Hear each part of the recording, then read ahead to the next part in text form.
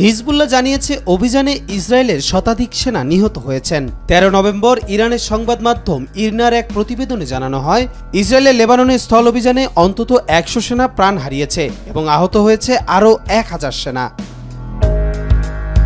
হিজবুল্লাহর দাবি অনুযায়ী তাদের যোদ্ধারা ফিলিস্তিনের অধিকৃত অঞ্চলগুলিতে বেশ কয়েকটি সফল অভিযান পরিচালনা করেছে। জাবাল আমিল অঞ্চলের আল মালকিয়া গ্রামসহ উত্তর ইসরায়েলের বিভিন্ন বসতিকে লক্ষ্য করে চালানো হয়েছে ক্ষেপণাস্ত্র ও রকেট হামলা। গোষ্ঠীটি আরও জানায়, তাদের খয়বার সিরিজ অপারেশনের আওতায় অন্তত 70টি সফল অভিযান চালানো হয়েছে। মধ্যপ্রাচ্যে এখন সর্বাত্মক যুদ্ধের দ্বারপ্রান্তে বলে বিবিসির একটি বিশ্লেষণে বলা হয়েছে। হিজবুল্লাহর নেতা হাসান নাসরুল্লাহর মৃত্যুর পর থেকে লেবাননে ইসরায়েলি অভিযান আরও বাড়ানো হয়েছে।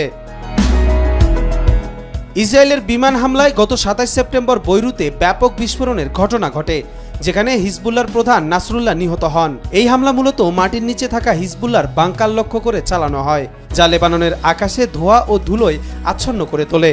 ইসরায়েলের এক সপ্তাহব্যাপী অভিযানে 500 জনের বেশি মানুষের মৃত্যুর পর নাসরুল্লাহর মৃত্যুর খবর নিশ্চিত হয়। এদিকে ইরান ও ইসরায়েলের ওপর প্রায় 200 ক্ষেপণাস্ত্র হামলা চালিয়েছে বলে দাবি করেছে, যার ফলে তেহরান তেল আবিব উত্তেজনা বৃদ্ধি পেয়েছে। এই সংঘাতের পরিপ্রেক্ষিতে যুক্তরাষ্ট্রসহ অন্যান্য পশ্চিমা শক্তি উত্তেজনা প্রশমনের আহ্বান জানালেও কোনো পক্ষই এখনও সাড়া দেয়নি। জাতিসংঘের নিরাপত্তা পরিষদও দ্রুত সংঘাত বন্ধের দাবি জানিয়েছে। G7-এর পক্ষ থেকে শান্তি ও স্থিতিশীলতার আহ্বান জানানো হয়েছে, তবে সব প্রচেষ্টা এখন পর্যন্ত ব্যর্থ হয়েছে। গত এক সপ্তাহে সংঘাতের ধারাবাহিকতায় মধ্যপ্রাচ্য আরও সংকটময় অবস্থার দিকে ধাবিত হচ্ছে বলে আশঙ্কা প্রকাশ করেছে বিশেষজ্ঞরা।